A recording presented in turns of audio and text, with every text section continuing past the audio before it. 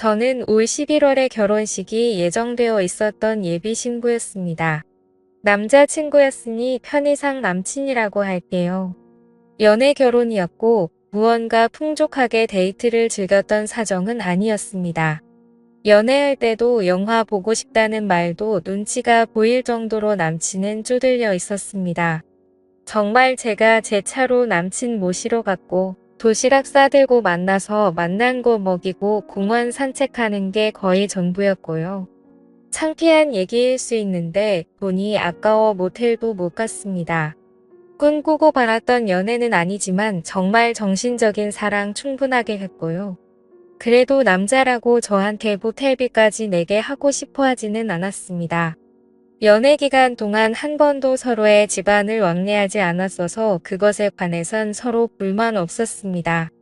그렇게 4년이 넘도록 만났어요. 저는 내년에 29입니다.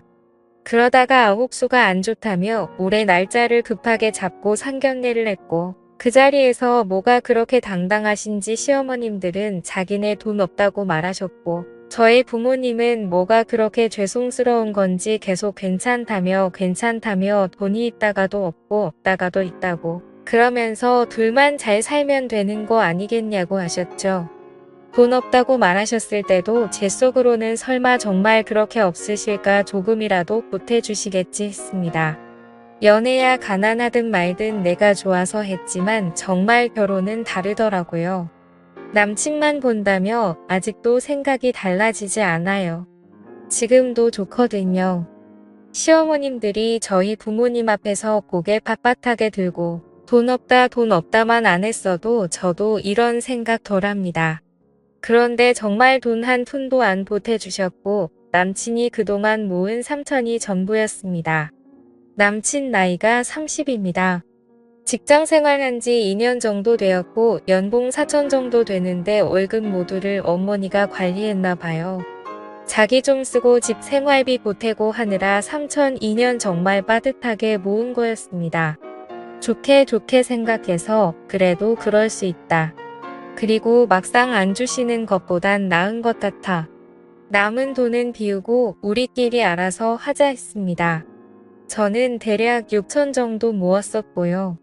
저희 집에서 집을 사주시겠다고 하시고 결혼자금으로 5천을 주신다고 하셔서 엄마 아빠 덕분에 나름 여유있게 결혼 준비 중이었습니다. 어차피 유산 명목으로 뭐와 저한테 집 한 채씩 해주시려고 했다고 하셨어요. 지금 당장 융통할 수 있는 돈이 3억이라 나머지 집값은 부모님이 대출까지 받으셔서 저희 집을 장만해 주셨고 당연히 명의는 제 명의로 했고요. 집 장만을 하고서도 서로 연락 없었습니다. 돈 한 푼 안 되던 시댁에서 고맙다는 말까지 없더군요. 그때 남친도 괜히 연락 주고받다가 마음 상한다며 웬만하면 자기를 통해서만 얘기하길 바랐고 저도 한 성격 하는지라 서로 연락해서 좋을 게 없다 싶었지만 사돈이 자부를 주셨는데 감사하단 인사 정도는 해야 하는 거 아닙니까? 그러다 제가 얼마 전에 남친에게 서서히 월급 통장 가져올 준비를 하라고 했습니다. 다른 부분들은 모르겠지만 그쪽 어머니 통장을 절대 그냥 주실 분이 아니라는 거 정도는 알았거든요. 역시나 조용히 넘어가질 않더라고요. 전화하셔서 반 이상 욕을 섞어가면서 싸가지 없이 월급 통장 가져오라 그랬다면 난리를 치셨고 이네 집에서 그렇게 많이 해줬냐 그렇게 많이 해줘서 겁을 상실했냐 뭐 이딴 소리만 반복했습니다. 정말 창피했습니다. 누가 들을까봐 수화기 소리를 얼마나 줄였는지 모르겠어요. 세상 상욕을 다 하시더라고요. 이때만 해도 시어머님이가 예의는 지켜야겠다 싶어 할 말 많았지만 참았고 남친한테 짜증내며 따졌어요. 월급 통장이고 뭐고 필요 없으니까 너 알아서 관리하라고 했습니다. 어차피 따로 관리하는 집들 많으니까요.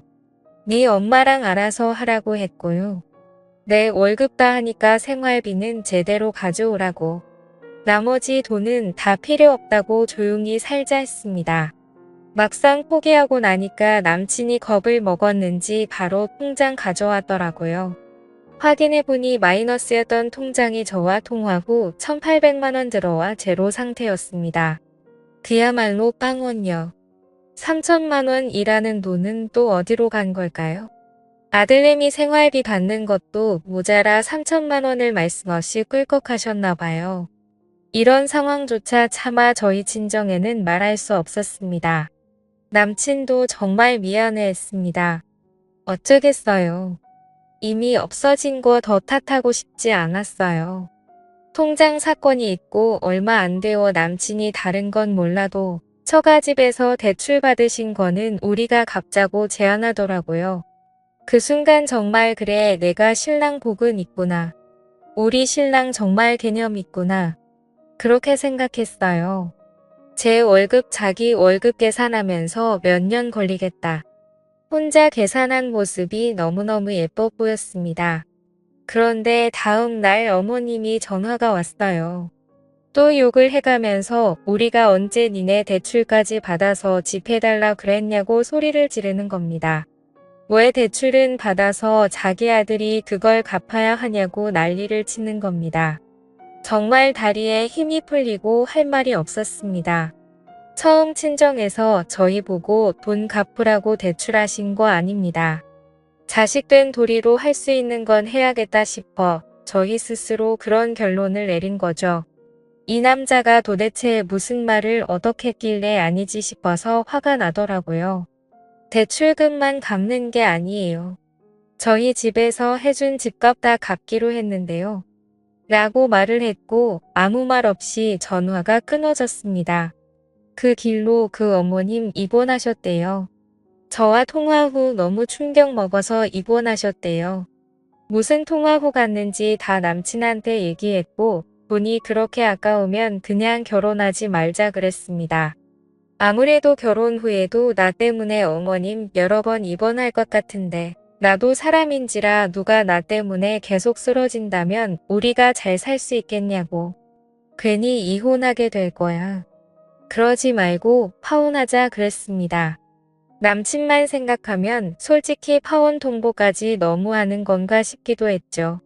결혼 전에 다들 얼마나 싸우고 속상해하고 그러는지 모르겠지만 집도 내가 하고 혼수도 내가 하고 예단은 엄청 바라면서 예물은 낭비니까 하지 말자 그러는 시댁이 정상이 아니지 않나요? 게다가 시어머니 당신 생각에는 예단으로 샤넬백 정도 적당한 것 같다고 하셨어요. 샤넬백이요? 어디서 들은 건 있으신 거지 돈 한 푼 안 보태는 시댁에서 바랄 예단은 아닌 것 같아요. 결혼 준비하면서 예단 예물 때문에 틀어지는 경우 많이 들었는데 제가 조용히 있으니까 만만해서 이러는 건가? 정말 설마. 이랬죠. 근데 진짜 그런 일이 있더라고요. 그래도 그쪽에 표현 안 하고 우리 엄마 아빠한테 너무 미안해서 내 돈으로 한복해드리고 결혼하는데 도리어 샤넬백을 선물로 받지 못할 망정 이 꼴이 뭔가 싶어요. 가난하다는 거 몰랐던 것도 아니고 그런 거 정말 생각하고 만났습니다. 나는 선물이 아니다라고 자부하면서 사랑 하나 믿고 만났어요. 그냥 우리는 행복할 거라고 막연히 생각했습니다. 하지만 이런 일이 있고 나니까 이제 왜 비슷한 집이랑 만나야 하는지 알려주지 않아도 알 것 같습니다. 결국 집은 전세로 놓기로 했어요. 남친한테도 그렇게 통보했고요. 그 소식을 들었는지 병원에서 시어머니에게 전화가 왔어요. 너는 병문안 한 번을 안 오냐며 뭐라고 하시길래 상황을 이해하지 못하시는 것 같아 그냥 괜찮으시냐고 물었고 그때서야 파혼이 웬 말이냐며 자식 없는 집값을 자기 아들이 어떻게 갚냐며 울먹이셨고 계속 그것만 물고 늘어주셨어요. 자긴 그런 집에서 살아본 적도 없고 본 적도 없는 데 있는 집에서 딸 시집 보낼 때는 그 정도 해줄 수 있는 거 아니냐며 말을 계속 이어나가시길래 저희 집 없는 집인데요. 대출 받아서 집 산 거잖아요. 우리가 담보 없이 능력 안 되니까 부모님이 대신 대출 받으신 건데 그걸 왜 저희 부모님이 부담해야 하나요? 그리고 둘이 같이 갚는 거지 왜 아들 혼자 갚는 거라고 생각하세요? 그랬더니 거친 숨소리만 씩씩 나더니 끊고는 남친한테 또 무슨 말을 하셨는지 남친이 저한테 와서는 그 집은 그냥 전세 주고 우리는 우리 형편에 맞는 집에서 살자 하는 겁니다. 그래서 그것도 싫다고 했습니다. 어머니 어떤 사람인지 모를 때야 남친이랑 어디서 살던 불만 있으면 행복할 줄 알았는데 알고 나니까 남친이 집을 해온다고 해도 싫어지더라고요.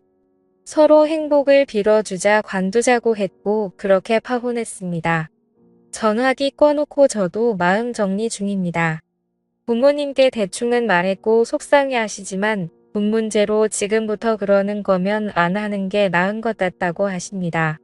그쪽 어머님은 아직도 병원에 계십니다. 아직도 사태 파악이 안 되시는지 계속 왜 너는 병문안도 안 오냐고 난리시랍니다. 남친도 마음이 정리가 안 되는지 힘들어합니다. 정말 그런 시어머니와 살 자신이 없어 파혼했지만 저도 남친만 생각하면 마음이 흔들립니다. 그냥 부모님께 연락하지 말라고 그러고 남친만 보고 살까 하다가도 내가 뭔지 천륜을 끊고 말고 하는 건가 싶어서 눈물이 나곤 합니다. 앞으로 이렇게 사람 하나 보면서 사랑만 할 순 없겠죠. 저도 이젠 이것저것 따지면서 누군가를 만나야 되겠죠. 제가 아직 철이 없는 건지 모르겠습니다. 제가 잘못한 걸까요? 댓글로 현명한 조언 부탁드려요. 감사합니다.